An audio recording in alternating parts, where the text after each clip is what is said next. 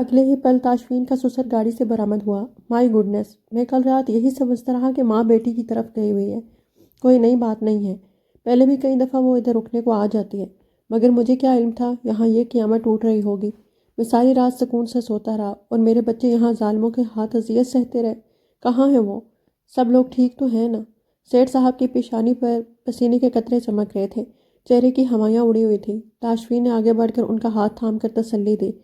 سر، اس وقت چاروں افراد بالکل ٹھیک ہیں۔ ڈاکٹر آیا تھا، تبھی معائنہ کر کے گیا ہے۔ بھابھی اور آپ کی زوجہ کو سکون آور دوا دی ہے۔ بچے بھی کھانا کھا کر سو گئے ہیں۔ ساری رات جاگتے رہنے کی وجہ سے ان کے اعصاب شل ہو رہے تھے۔ امید ہے جب تک جاگیں گے بہتر محسوس کریں گے۔ یا اللہ تیرا شکر ہے۔ مجھے حارث کے ہمسائے نے کال کی تھی کہ آپ کی بیٹی کے گھر سے فائرنگ کی آوازیں سنی گئی ہیں۔ کوئی 4 گاڑیاں بھر کر آدمی آئے تھے، اندر سے 4-5 کالے بیگز لے کر گئے ہیں، جس کا اس کو یقین ہے کہ انسانی لاشیں تھیں۔ میں نے اسی وقت کال کی مگر کال ملی نہیں۔ وہ تو بچوں کی گورنس نے خود کال کر لی، ورنہ میں تو ہمت ہار ہی گیا تھا کہ نہ جانے کیا ہو گیا ہے۔ میں نے حارث کو وارن کیا تھا کہ بشارت حسین جیسے لوگوں کے ساتھ کاروبار ہمیں سوٹ نہیں کرتا ہے۔ وہ منجھے ہوئے کرمنل ہیں، پھتے لینے والے غنڈے پالے ہوئے ہیں انہوں نے۔ آپ پریشان نہ ہو، سب ٹھیک ہو جائے گا۔ میں ان لوگوں کی جانب سے رابطے کا انتظار کر رہا ہوں، اس کے بعد اگلا لائحہ عمل تیار کریں گے۔ آپ پلیز اندر چلیں، مجھے آپ کی طبیعت ٹھیک نہیں لگ رہی ہے۔ میں ماہا اور شہریار کو دیکھنا چاہتا ہوں۔ ہاں کیوں نہیں، آپ دوسرے پورشن میں چلے جائیں، انم وہاں پر موجود ہے، وہ آپ کو بچوں کے پاس لے جائیں گی۔ انم کون ہے؟ بچوں کی گورنس کہاں ہے؟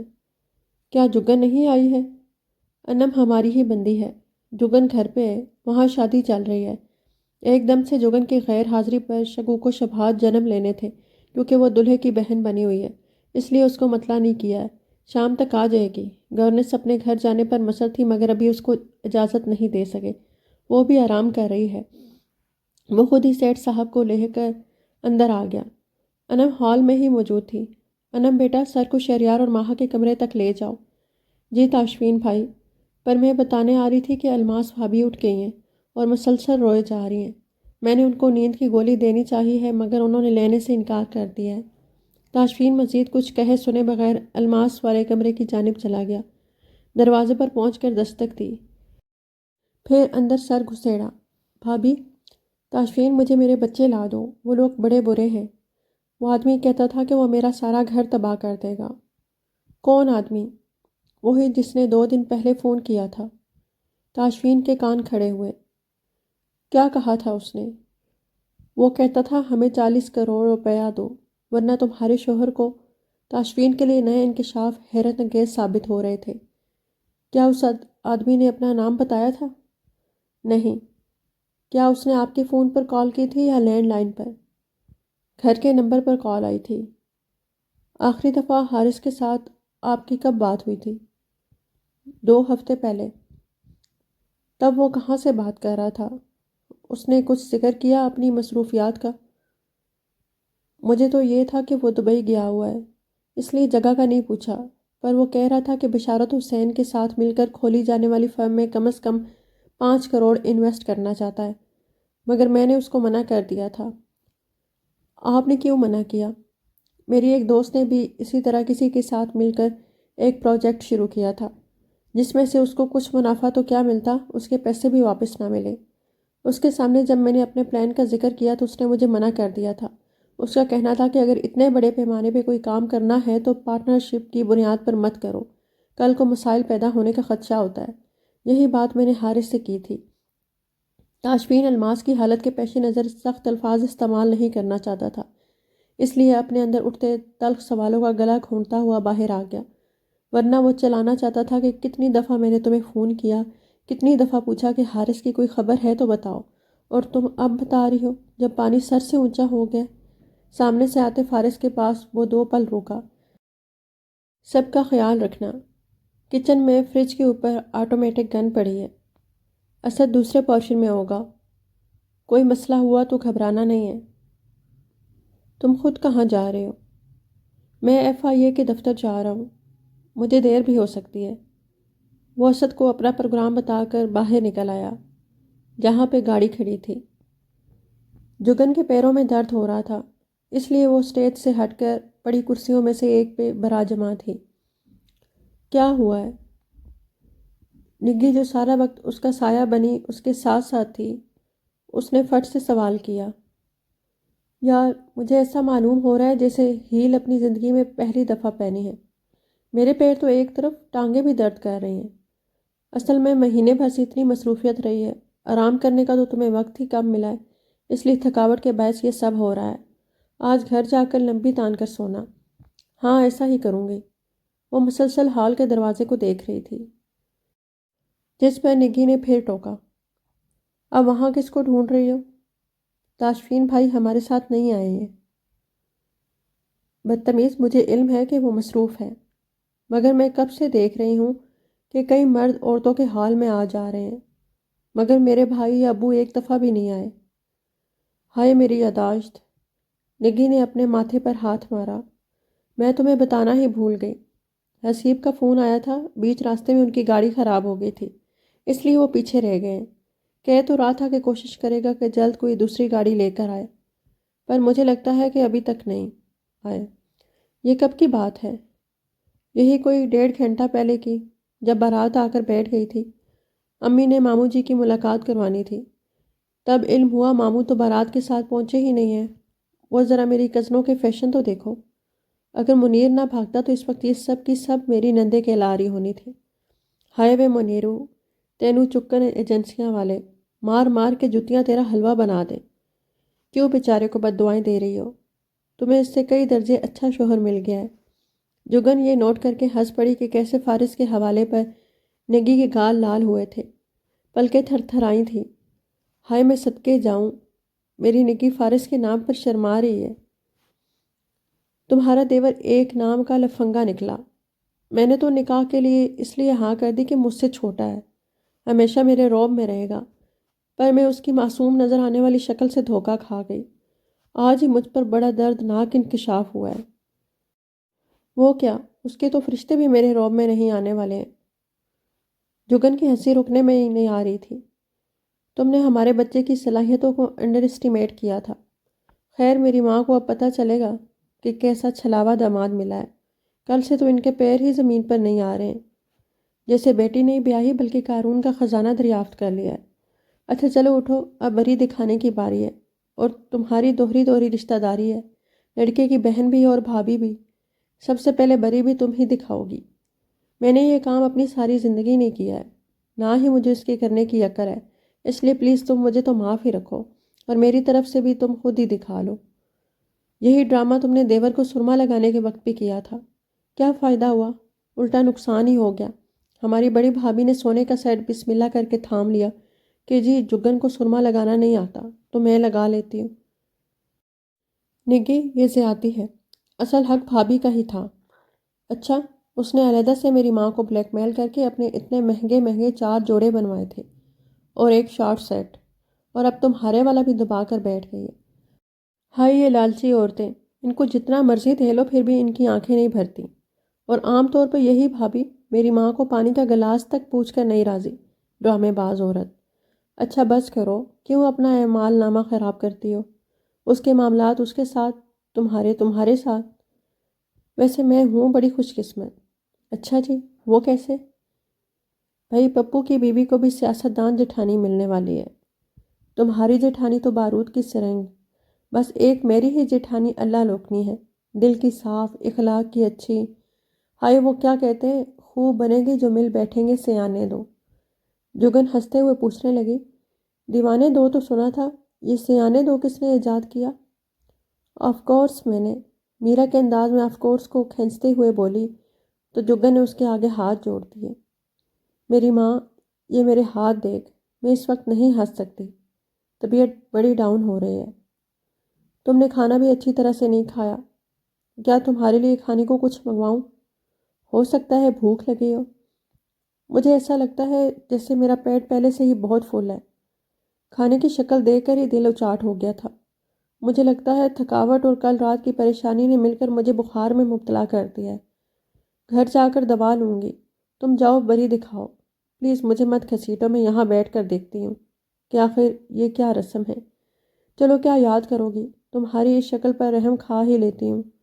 جگن وہیں بیٹھی رہی۔ نگی کی بھابھی بری والے بھاری بھاری ٹرنک منگوا کر کھول چکی تھی، ساری خواتین اپنی نشستیں چھوڑ کر اسٹیج کے گرد اکٹھی ہو کر کھڑی ہو گئی اور دلہے والوں کی عورتوں نے باری باری بری کے سارے آئٹم کپڑے جوتے پراندے رومال تک نمائش کر کے حاضرین کو دکھائے۔ جب تک رخصتی نہیں ہو گئی جگن لڑکیوں کے ساتھ بیٹھ کر ساری رسومات دیکھ کر انجوائے کرتی رہی۔ رخصتی کے وقت عباس اس کے پاس آیا۔ آپا چلے بھائی لینے آیا ہے۔ اس نے نہیں پوچھا کہ کون سا بھائی، تھکاوٹ اتنی ہو رہی تھی کہ بس شکر ادا کرتی نگی وغیرہ کو بتا کر عباس کے ساتھ نکل آئی۔ جب تک اس نے سیٹ پر بیٹھ کر دروازہ بند کر کے اپنا رخ موڑ کر ڈرائیور کو دیکھا، گاڑی رینگتے ہوئے آگے بڑھنے لگی تھی۔ فارس یا حسیب کی بجائے تاشفین کو دیکھ کر اس نے خفگی سے گردن موڑ کر رخ سیدھا کر لیا۔ گردن اکڑا کر ونڈ سکرین کے پار دیکھنے لگی۔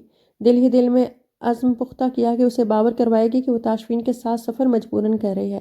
بھائی جس آدمی کی عدالت میں پیشی تھی کیا اس کو سزا ہو گئی ہے؟ عباس کے سوال پر صرف تاشفین ہی نہیں جگن نے بھی چونک کر تاشفین کی جانب دیکھا، کیونکہ اس سوال کے جواب کی اس کو بھی طلب تھی، مگر خود سے پوچھنے کا کوئی ارادہ نہ رکھتی تھی۔ تاشفین کی نظریں سامنے روڈ پر لگی تھی۔ شام اتر رہی تھی، سورج بالکل آنکھوں کے سامنے غروب ہو رہا تھا۔ تاشفین کی آنکھوں میں روشنی پڑ رہی تھی، مگر ذہن اس قدر الجھا ہوا تھا کہ سن بلاک پیڈ نیچے کرنے کا خیال ہی نہیں تھا۔ گاڑی میں ہلکی بیٹ پر میوزک چل رہا تھا۔ حاجی محبوب قوال پیر محی الدین رحمۃ اللہ علیہ گولراج شریف کا کلام پڑھ رہے تھے۔ جگن نہ چاہتے ہوئے بھی متوجہ ہو گئی۔ الفاظ ہی ایسے تھے۔ جگن کی آنکھ میں پانی جمع ہونے لگا۔ اس نے ایک چور نظر تاشفین پر ڈالی، جہاں سنجیدگی ہی سنجیدگی تھی، خاموشی ہی خاموشی تھی۔ وہ چاہتی تھی کہ وہ کچھ کہے، وہ اس طرح چپ رہنے والا تو نہیں تھا، اور کچھ نہیں تو شادی کے بارے میں ہی۔ اگلے شعر پر تاشفین نے ایک پل کو نظر پھیر کر دیکھا۔ جگن کا دل سینے میں رقص کرنے لگا۔ مجھ محرم الفت کو جو چاہے وہ سزا دو، میں حاضر دربار ہوں اے جان تمنا۔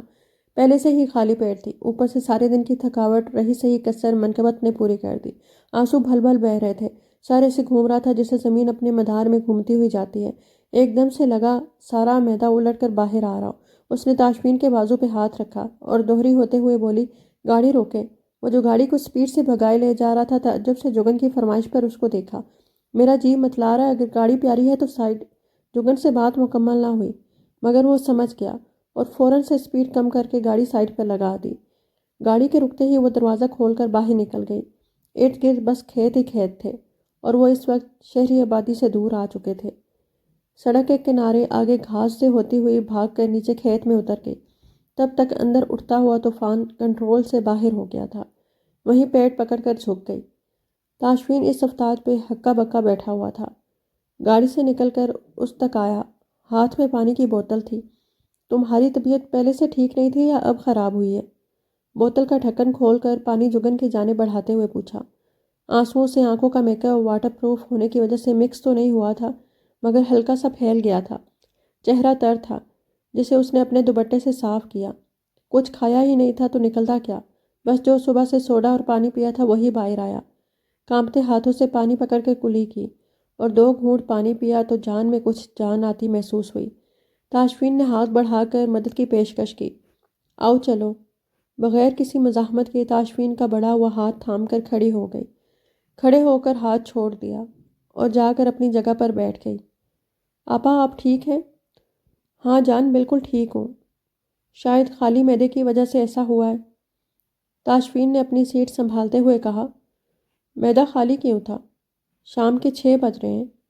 کیا صرف لنچ نہیں کیا یا ناشتہ بھی چھوڑا تھا؟ تمہاری رنگت سے تو لگ رہا ہے جیسے پچھلے لمبے عرصے سے فاقہ کشی کر رہی ہو۔ کیوں، مجھے کیا تکلیف ہے جو میں فاقے کروں گی؟ نہ لنچ مس کیا ہے نہ ناشتہ مس کیا تھا۔ بڑی خوش ہوں، اس لیے ڈٹ کر کھاتی ہوں۔ تاشفین گاڑی کو واپس روڈ پر لے آیا تھا۔ زیر لب مسکراہٹ تھی۔ میں راستے میں کہیں روک کر تمہارے لیے کھانے کو کچھ لیتا ہوں، مگر چونکہ تمہاری پرابلم کا علم نہیں ہے تو اگر تو فوڈ پوائزن ہوا ہے تو باہر سے کھانا لینا فلاپ آئیڈیا ہے۔ ڈاکٹر کے پاس لے چلتا ہوں۔ مجھے فوڈ پوائزن نہیں ہوا ہے، اور ان کیس ہوا بھی ہو تو مجھے ڈاکٹر کے کلینک کا راستہ آتا ہے، خود چلی جاؤں گی۔ میں لے جاؤں تو کیا برا ہوگا؟ اس وقت صرف مجبوری کے تحت آپ کے ہمراہ سفر کر رہی ہوں، ورنہ میں آپ سے اتنی سی فیور لینا بھی نہیں چاہتی ہوں۔ فیور کیسی؟ بحیثیت میری بیوی کے تم قانونی طور پر اب بھی میری ذمہ داری ہو۔ نہیں ہوں، کیونکہ میں تمہیں اپنی طرف سے آزاد کر چکی ہوں۔ عباس کی وجہ سے تاشفین نے بحث کو طول نہ دیا، خاموشی سے گاڑی چلاتا رہا۔ وہ سیٹ کے ساتھ ٹیک لگا کر آنکھیں موندے پڑی تھی جب تاشفین کے فون پر کال آنے لگی۔ کب؟ دوسری جانب سے نہ جانے کیا کہا گیا کہ اس نے موٹی سی گالی دیتے ہوئے بولنا شروع کیا۔ تم ان لوگوں کو کسی بھی طرح اندر آنے سے روک دو، کوئی لڑکا سامنے نہ آئے۔ ان سے کہو تاشفین کو لینے آئے ہو تو اسی کو لے کر جانا۔ ان کو بتاؤ تاشفین اپنے گھر پر ہے، جہاں ریڈ ڈالنے آئے ہو وہ یہاں نہیں رہتا ہے۔ میں لاہور کے قریب ہی ہوں، یہی 30 منٹ تک پہنچ جاؤں گا۔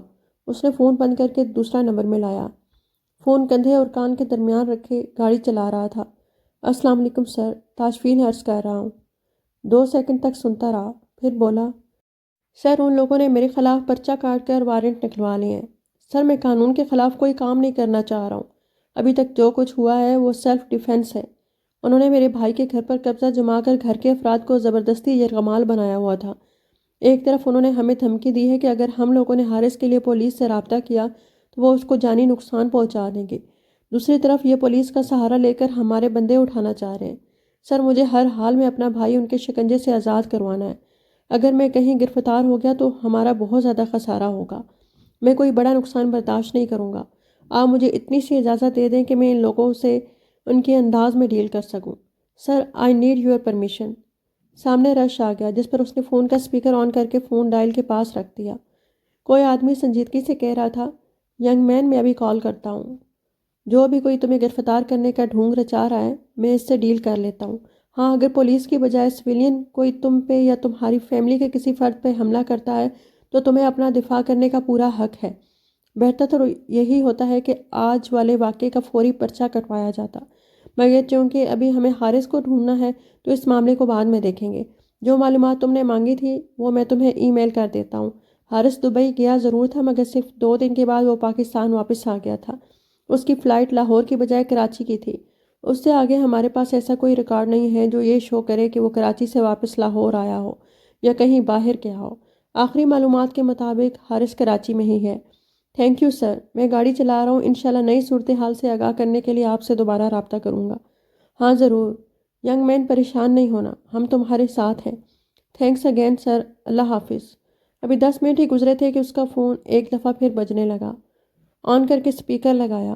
جی اسد، تاشفین وہ لوگ چلے گئے ہیں۔ اچھا۔ ہاں مشتاق سکندر کو کال آئی تھی، اس کے بعد فوراً نکل گیا۔ میں نے اوپر بات کی تھی، انہوں نے ہی اس کو بلایا ہے، مگر تاشفین مجھے ان کی جانب سے ایک خدشہ ہے۔ یہ لوگ آج رات دوبارہ کوئی شرارت ضرور کریں گے۔ چلے دیکھتے ہیں۔ اس نے ایک دفعہ پھر کال کاٹ دی۔ جکن پوری طرح اس کی طرف رخ کیے اس کو یکٹک دیکھے جا رہی تھی۔ تاشفین نے اس کی جانب ایک نظر ڈال کر تسلی دی۔ زندگی میں سختیاں آ جاتی ہیں، اتنا گھبرانے کی ضرورت نہیں ہے، مگر یہ سب ہوا کیسے اور کیوں؟ تم نے کیا کیا ہے تو تمہاری گرفتاری کے وارنٹ جاری ہوئے ہیں؟ جھوٹی FIR کاٹی گئی ہے۔ کس بنیاد پر؟ آن ڈیوٹی SP کے ساتھ ہاتھا پائی کی ہے، اس کو مارا ہے۔ مارا ہوگا تبھی FIR کٹی۔ ہاں ایک تھپڑ مارا تھا۔ اگر مجھے علم ہوتا کہ وہ یہ کارروائی کرے گا تو میں 3-4 اور لگا دیتا۔ تم خود پہ کنٹرول کیوں نہیں رکھتے ہو؟ تم غلطی پہ غلطی کرتے ہو، سیکھتے کیوں نہیں ہو؟ کیا چاہتے ہو؟ ہم سب بس تمہارے غم میں جئیں؟ کب تم اپنی حرکتوں سے باز آؤ گے؟ مجھے تو گولی ہی مارو، ابو کا ہی سوچ لو، وہ بوڑھے ہو گئے ہیں۔ تمہاری طبیعت ناساز ہے، کیوں خواہ غصہ کر کے آپے سے باہر ہو رہی ہو؟ میں نے کچھ ایسا نہیں کیا ہے جس کی وجہ سے یہ سب ہوتا۔ تم نے بشارت حسین کو پکڑا اور یہ دشمنی شروع ہوئی۔ رہنے دیتے نا، جہاں اتنے لوگوں کو انصاف نہیں ملا وہاں شاہ رخ کو بھی انصاف نہ ملتا تو صبر آ جاتا۔ مگر اب جو آگ یہاں پھیل گئی ہے یہ سب کچھ ختم کر سکتی ہے۔ تاشفین نے چند لمحے کچھ نہ کہا، پھر دھیمے سے انداز میں بولا، آواز کے سامنے ان باتوں کا تذکرہ نہیں کرنا چاہتا ہوں۔ حارث کو میری وجہ سے نشانہ نہیں بنایا گیا ہے، اس کے کاروباری معاملات کی وجہ سے ایسا ہوا ہے۔ میں تو اسی دن کے ڈر سے اس کو سمجھانے بھی گیا تھا، پر خیر کس ڈاکٹر کے پاس لے کر جاؤں؟ جیسے ہی وہ لاہور میں داخل ہوئے تاشفین نے پوچھا تھا، جس پہ جگن نے انکار کر دیا۔ مجھے گھر جانا ہے۔ گھر جا کر اگر تمہاری وامٹنگ دوبارہ شروع ہوئی تو پھر؟ بہتر ہے ابھی دوا لے کر جائیں۔ جگن خاموش ہو گئی۔ سب کچھ جاننے کے بعد رہی سہی ہمت بھی جیسے ختم ہو گئی تھی۔ تاشفین نے گاڑی ایک پرائیویٹ ہسپتال کے سامنے روکی اور ان کو لیے اندر آ گیا۔ عباس کی شکل سے پریشانی جھلک رہی تھی۔ تاشفین نے اس کو اپنے ساتھ لگایا۔ ہاں تو جوان شادی کیسی لگی؟ عباس نے اپنے اندر آنے والے آنسو تاشفین کی قمیض کے ساتھ ہی رگڑ کر صاف کر دیے اور بولا، اچھی تھی۔ ماہا کو باتوں وغیرہ سے بہلا کر رکھنا تاکہ وہ کل رات کے واقعات بھول جائے۔ تم اس کے اچھے دوست ہو۔ حارث بھائی کدھر ہیں؟ میں نہیں جانتا ہوں، مگر بہت جلد ہم سراغ لگا لیں گے۔ پھر سے فون بجنے لگا۔ ایک نظر نمبر پر ڈال کر وہ عباس سے بولا، تم اپنی آپا کے ساتھ جاؤ، میں یہ کال سن کر آتا ہوں۔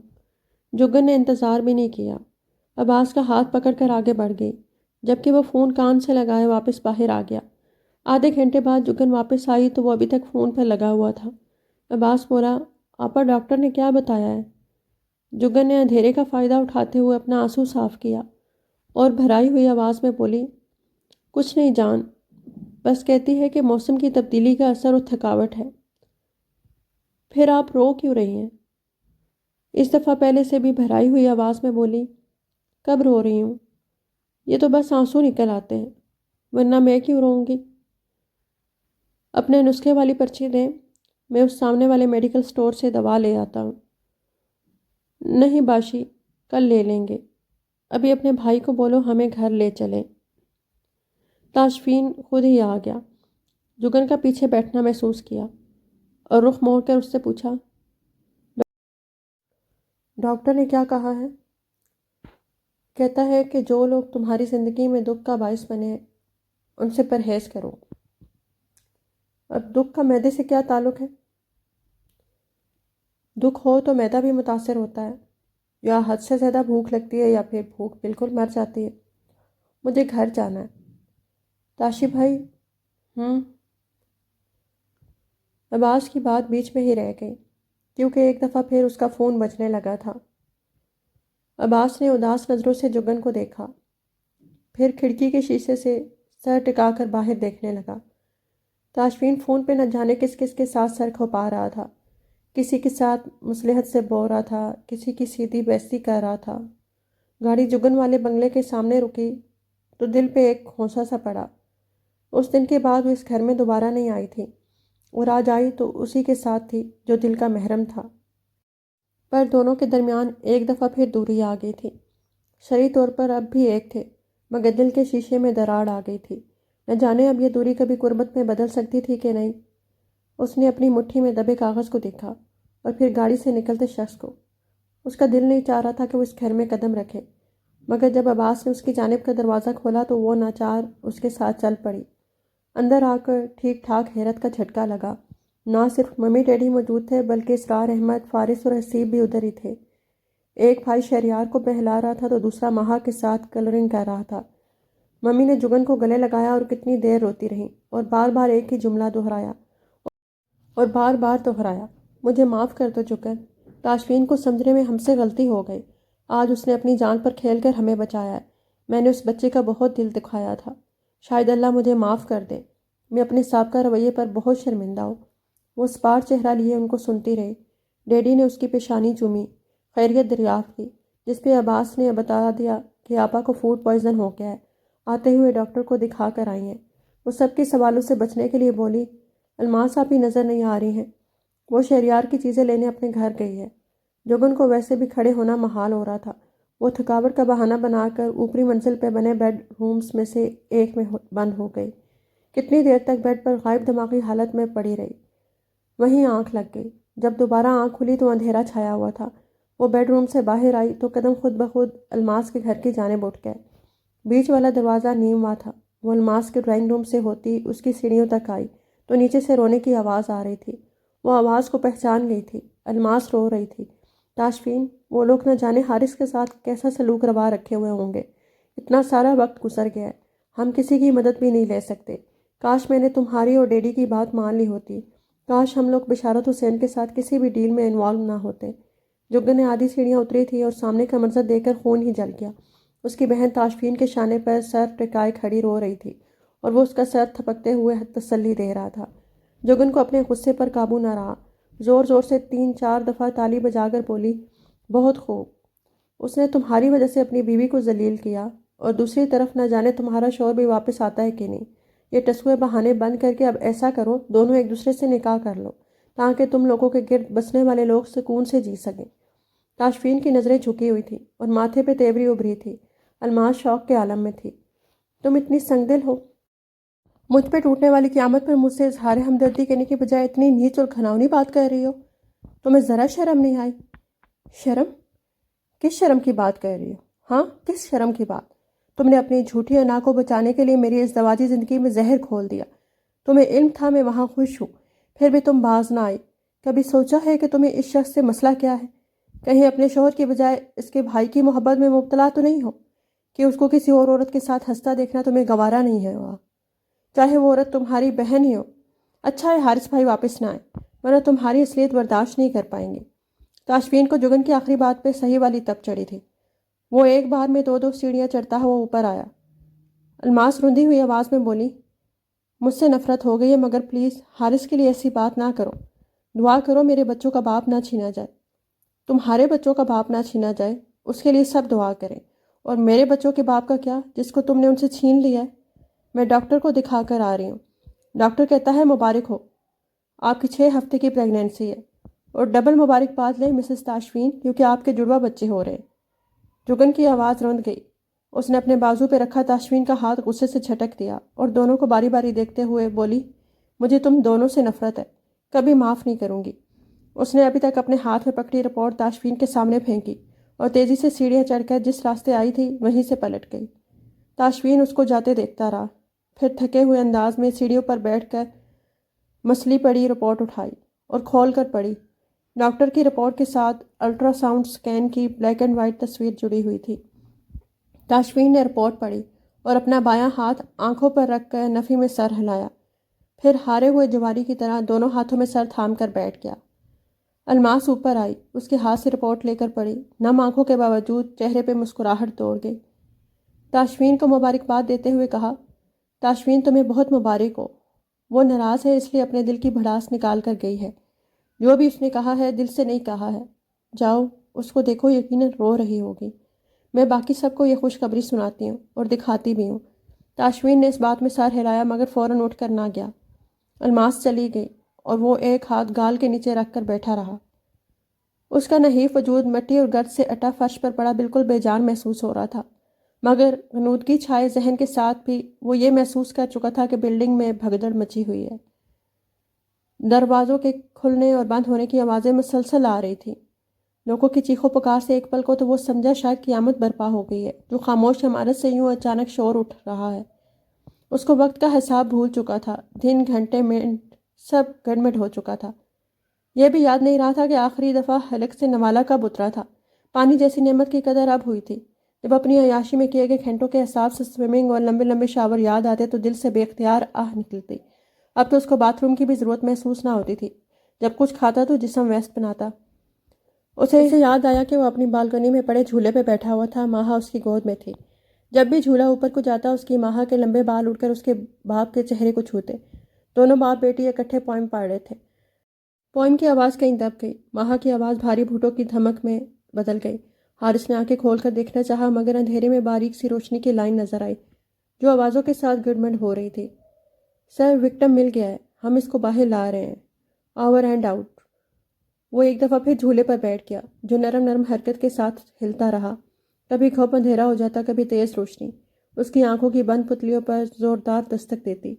کئی آوازیں جاگتی، پھر ایک دم خاموشی چھا جاتی، پر اب جب بھی وہ ہوش میں آتا وہ محسوس کر سکتا تھا کہ اس کا جسم بے جان نہیں تھا، بلکہ اب اپنے جسم میں ہلکی پھلکی توانائی پیدا ہوتی محسوس کر سکتا تھا، پر اتنی زیادہ نہیں۔ اس دن پہلی دفعہ کوئی شناسہ آواز سماعت سے ٹکرائی۔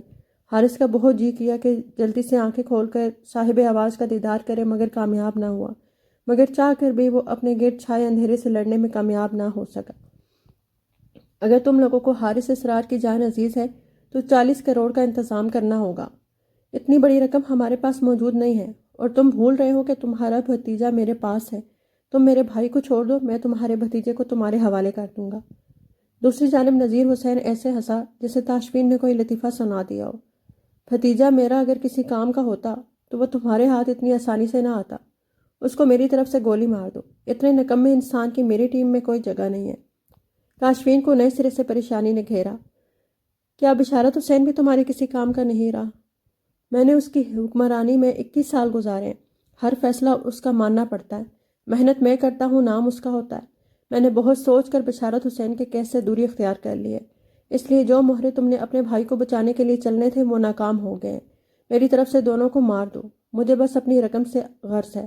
تمہارے پاس کل شام 4 بجے تک کا وقت ہے، اس کے بعد میں باری باری تمہارے بھائی کے جسمانی اعضاء میں بھجوانا شروع کر دوں گا۔ میرے سامنے غریبی کا رونا مت رویا جائے۔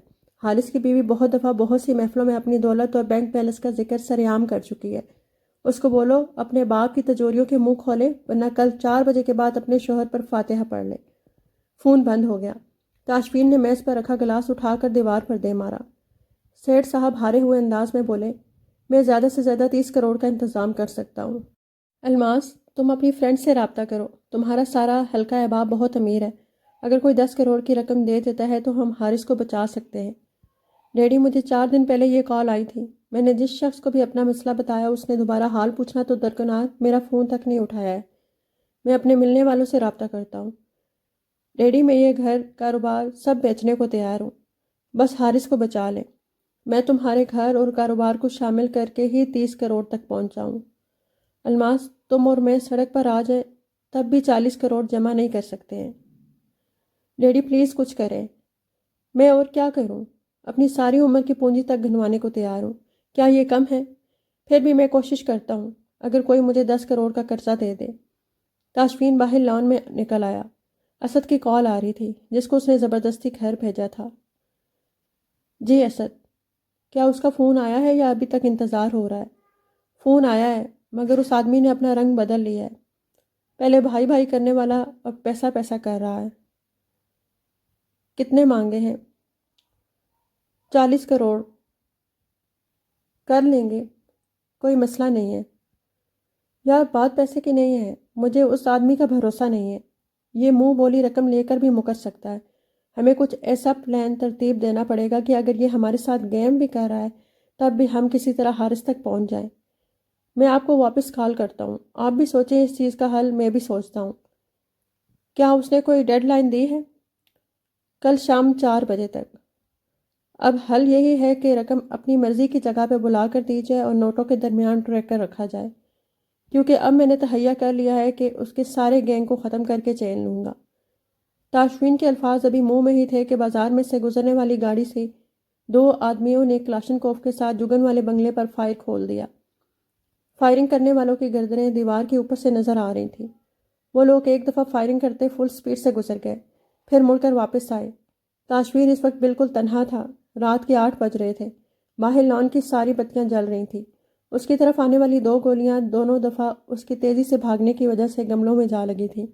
جب تک وہ بھاگ کر اندر سے اپنے لیے کوئی ہتھیار لے کر آیا، چھت پہ بیٹھے فارس نے سیمی آٹومیٹک سنائپر رائفل کے سکوپ میں دیکھتے ہوئے تاشفین کی ہدایت پر 100% عمل کرتے ہوئے نشانہ باندھ کر سب سے پہلے گاڑی کا ٹائر اڑایا تھا، پھر دوسری گولی چڑھا کر لڑکھڑاتی گاڑی میں سے لٹکنے والے کنڈے کی کھوپڑی کو اڑایا تھا۔ اتنی دیر میں گاڑی پھٹے ہوئے ٹائر کے ساتھ ہی فل سپیڈ سے نکل گئی۔ فارس نے اوپر سے ہی آواز لگائی، تاشفین تمہیں لگی تو نہیں ہے؟ تم نے بچا لیا ہے باس۔ تاشفین نے وہیں سے فارس کو سلیوٹ مارا۔ فارس نے مسکراتے ہوئے سر کو ہلکا سا خم دیا۔ تاشفین نے ایک دفعہ گیٹ وغیرہ کے لاک چیک کیے اور اندر آ کر نذیر حسین کا نمبر ملایا۔ تم 1 نمبر کے نامرد ہو، تمہاری ایک بات نہیں ہے، پہلے تم نے کہا میرے بھائی کو چھوڑو، پھر کہا 40 کروڑ لوگے، اب اپنے کتوں کو عام لینے میرے گھر پر بھیج رہے ہو۔ میں بڑا صبر دکھا رہا ہوں، مگر ایک بات تم نہ بھولنا نذیر حسین، اگر میری فیملی میں کوئی جانی نقصان ہوا میں تمہارا حشر کر دوں گا۔ یہ مت سمجھنا کہ مجھے علم نہیں ہے کہ تم اس وقت کس ہوٹل کے کس پرائیویٹ کمرے میں اپنی رکھیل کے ساتھ بیٹھ کر سر شام جوا کھیل رہے ہو۔ ذرا دھیان رکھنا، لالچ انسان کو اندھا کر کے مارتا ہے۔ اب اگر تمہارا بھیجا کوئی ٹٹو ادھر آیا تو تمہارے گھر کی اینٹ سے اینٹ بجا دوں گا۔ گھر میں اٹھنے والی نسوانی چیخ نے سارا گھر ہلا کر رکھ دیا۔ تاشفین نے بمشکل کال کاٹی اور جس جانب سے آواز آئی تھی ادھر کو بھاگ کھڑا ہوا۔ گھر کی دوسری منزل پہ بیڈ روم کی بالکنی میں کھڑی انم چیخنے کے ساتھ ساتھ تھر تھر کانپ بھی رہی تھی۔ تاشفین اور فارس آگے پیچھے پھولی سانسوں کے ساتھ وہاں پہنچے۔ بالکنی کے منظر کو دیکھ کر تاشفین کے چہرے سے سارا خون نچڑ گیا۔ فارس کو اپنی ٹانگوں سے جان نکلتی محسوس ہوئی۔ تاشفین کے لبوں سے بے اختیار صدا نکلی، یا اللہ کرم۔ تاشفین نے خون میں لتھڑی جگن کے نیم بے ہوش وجود کو سیدھا کر کے اس کی نبض ٹٹولی۔ جگن کو گولی لگی تھی، اگلے پل وہ دھاڑ رہا تھا، فارس جلدی گاڑی نکالو، اس کو ہسپتال لے کر جانا ہوگا۔ پھر وہ انم پر چلایا، یہ یہاں کیا کر رہی تھی؟ جگن کو باہوں میں اٹھا کر نیچے کی طرف جاتے ہوئے ساتھ ساتھ ہدایت کر رہا تھا۔ حسین، میری جیب سے فون نکالو، اسد کو کال کرو، وہ ادھر گھر پہ آ جائے، ساری بتیاں بند کر دو، دروازے لاک رکھنا، سب کو نیچے تہہ خانے میں لے جاؤ، تم اور اسد اوپر چھت پر رہ کر نگرانی کرنا، کوئی بھی مشکوک فرد گھر کی جانب آتا دیکھو تو شوٹ کر دینا۔ جب تک وہ گاڑی تک آیا اس کا چہرہ پسینے میں نہایا ہوا تھا، جگن کا سر اس کے دھڑکتے سینے پر رکھا تھا۔ جگن کی آنکھیں بند تھی۔ فارس نے دروازہ کھولا، وہ جگن کو کسی بچے کی طرح گود میں بھر کر سیٹ پر بیٹھ گیا۔ فارس نے اس کا دروازہ بند کیا اور ڈرائیونگ سیٹ سنبھال لی۔ اگلی ہی پل گاڑی گیٹ پار کرنے کے بعد ہوا سے باتیں کر رہی تھی۔ تاشفین نے جگن کو ہوش دلانے کی کوشش کی مگر کامیاب نہ ہو سکا، وہ بالکل بے سدھ پڑی تھی۔ جگن، ایک دفعہ میری طرف دیکھو۔ فارس، جلدی کر یار، یہ آنکھیں نہیں کھول رہی ہے۔ فارس نے اپنی سی کوشش کرتے ہوئے اس کو بلایا، پیاری آپا ہوش کریں۔ بھائی گولی لگی کدھر ہے؟ مجھ سے مت پوچھو۔ جگن کا گرم خون تاشفین کی شرٹ تک بھگو گیا تھا اور ابھی تک رکنے کا نام نہیں لے رہا تھا، اور وہ اپنے آپ سے صرف ایک ہی سوال کیے جا رہا تھا، جسم کے اوپری حصے سے خون بہہ رہا ہے، اگر دل نشانہ بن چکا ہوا تو؟ تاشفین نے اس کو اپنے ساتھ بھینچ کر اس کے لبوں پر اپنے لب رکھے۔ یا اللہ، مجھ گناہ گار پر رحم کر دے، اس کو کچھ نہ ہو۔ فارس نے گاڑی ایک ٹاپ کلاس پرائیویٹ ہسپتال کے سامنے روکی۔ ایمرجنسی اسٹریچر لا کر اس پر جگن کو ڈالا گیا۔ فارس نے ہر قسم کی قانونی کارروائی کرنے والے سوالوں کا گلا یہ کہہ کر گھونٹ دیا کہ وہ ہسپتال کے مالک کا جاننے والا ہے اور زخمی عورت انچارج کی رشتہ دار ہے۔ ساتھ ہی اس نے جیب سے فون نکال کر اپنے کلاس فیلو اور مزمل کو کال کی جس کے باپ کا ہسپتال تھا۔ اس نے سارا ماجرا کہہ سنایا۔ مزمل نے اسی وقت اپنے باپ سے کال کروا کر جگن کے علاج کے متعلق ضروری آرڈر دیے۔ تاشفین وہیں گاڑی میں بیٹھا ہوا تھا، اس کے دامن اور ہاتھ سب پر خون کے دھبے تھے۔ اندر جگن کو داخل کر لیا گیا۔ فارس نے آ کر تاشفین کو تسلی دی اور صورتحال سے آگاہ کیا۔ وہ سر جھکا کر بیٹھا سب کچھ سنتا رہا۔ فارس واپس اندر چلا گیا۔ تاشفین نے اپنے ہاتھ جینز پر رگڑے اور جینز میں اڑسا پسٹل نکال کر میگزین چیک کیا۔ 12 میں سے 10 گولیاں موجود تھیں۔ اس نے ایک ایک کر کے ساری گولیاں واپس میگزین میں ڈالیں، میگزین کو پسٹل میں لوڈ کیا، گولی چڑھائی اور سیفٹی کیچ لگا کر سیٹ کی پچھلی سیٹ سے نکل کر ڈرائیونگ سیٹ پر بیٹھ کر پہلے سے اگنیشن میں لگی چابی کو گھمایا۔ گاڑی میں زندگی کی لہر دوڑ گئی۔ اس کا دماغ معاوف ہو رہا تھا، آنکھوں کے سامنے بس ایک ہی منظر تھا، جگن کا خون میں لت پت ہوا وجود، اس کی بند آنکھیں، اس کی خاموشی۔ تاشفین کے دل میں صفِ ماتم بچ گئی تھی۔ ابھی کل ہی تو اس نے تاشفین پر اپنا غصہ نکالا تھا، الماس کے حوالے سے بہت نازیبا باتیں کر گئی تھی۔ جگن کی پریگنینسی کا سن کر تاشفین کے دل پہ جو سرشاری کی کیفیت چھائی تھی وہ جگن کی باتوں سے متاثر ہوئی تھی۔ یہی وجہ تھی کہ اس نے ناراضگی کے اظہار کے طور پر جگن سے بات نہیں کی تھی، کیونکہ بچوں کی آمد کا سننے کے بعد تو سوال ہی نہیں پیدا تھا کہ وہ اس کو چھوڑ دے گا۔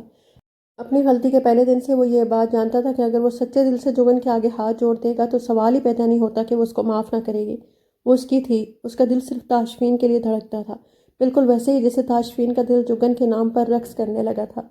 جب دلوں میں جگہ ہو تو مشکلیں آسان ہو جاتی ہیں، اور جب دل ہی ایک دوسرے سے بیزار ہو جائے تو باقی کچھ نہیں بچتا۔ محبت والوں کے لیے جدائی موت ہے۔ محبوب کے ذکر سے دل آباد رہتا ہے، محبوب کا دیدار آنکھوں کا نور ہے، محبوب کی ہر ادا قیامت ہوتی ہے، وہ جفا کرے یا وفا، محبوب تو بس محبوب رہتا ہے۔ اس نے 2 پل کو آنکھیں بند کر کے اپنی سوچوں کو ایک جگہ پر فوکس کیا اور پھر گہری سانس بھرتے ہوئے گاڑی مخصوص منزل کو ڈال دی۔ فون ملایا، دوسری جانب سے پہلی بیل پر ہی جواب موصول ہو گیا۔ جی سر، میرے اگلے اشارے کا انتظار کرو، جیسے ہی تمہیں میرا ٹیکسٹ موصول ہو بلڈنگ کا فائر الارم آن کر دینا۔ جی سر۔ 20 منٹ بعد اس کی گاڑی ملک کے ایک بڑے ہوٹل کے سامنے موجود تھی۔ اس نے میسج میں صرف ایک لفظ لکھ کر بھیج دیا۔ اگلے ہی لمحے فائر الارم کا شور باہر تک آ رہا تھا، لوگ بھاگتے ہوئے بلڈنگ سے نکل رہے تھے۔ وہ گاڑی سے نکل آیا اور ہوٹل کے بیرونی دروازے کے بالکل سامنے ایک سائڈ پر کھڑا ہونے کے بعد ہر آنے والے کو غور سے پڑھ رہا تھا۔ اس کو صرف ایک چہرے کی تلاش تھی۔ لوگوں میں جیسے بھگدڑ مچ گئی۔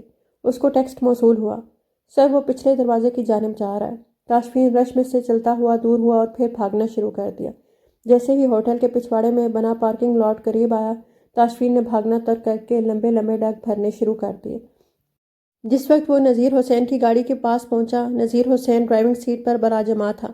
اس کے ایک گارڈ نے فرنٹ پیسنجر سیٹ کا دروازہ ماڈل فگر کی لڑکی کے لیے کھول رکھا تھا، جو اپنی ہائی ہیل کی وجہ سے آہستگی سے چلتی ہوئی اسی طرف جا رہی تھی۔ تاشفین نے پہلے گارڈ کی ٹانگ پر فائر کیا اور دوسرے کی پسلیوں سے نیچے دونوں گر گئے۔ اس سے پہلے کہ نذیر حسین گاڑی بھگا لے جاتا، تاشفین بھاگتا ہوا جا کر کھلے دروازے سے اندر بیٹھ گیا۔ وہ لڑکی چیخیں مارتی مخالف سمت میں لڑکھڑاتے ہوئے بھاگتی جا رہی تھی۔ تم جیسے لوگ پانی کا بلبلا ہوتے ہیں، اپنی کوئی جرت نہیں ہے، کوئی جگرا نہیں ہے، فقط ایک دولت کے بل پہ کئیوں کی زندگیوں سے کھیل رہے ہو۔